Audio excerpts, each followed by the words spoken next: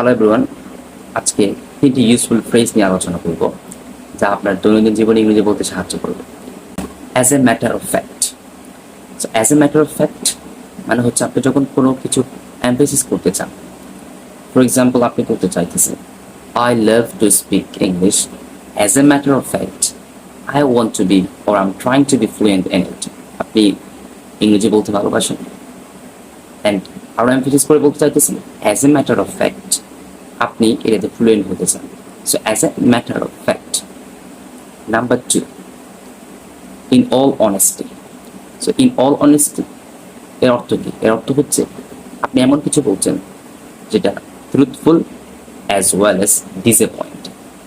আপনি for example আপনি আপনার বন্ধুকে বলছেন বা আপনি যে কাউকে বলছেন in all honesty you have a cheap mind.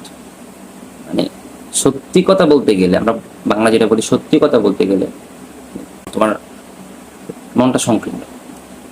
Number 3, come to think of it. এটা very interesting. Come to think of it. So come to think of it কখন আপনি ইউজ করবেন? যখন আপনার সাডেনলি কোনো কিছু কথা মনে পড়বে।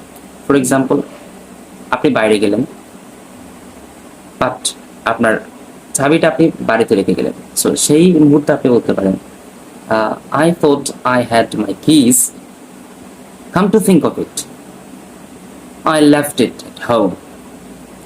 So, তিনটা ইউজফুল ফ্রেজ নিয়ে আলোচনা করলাম।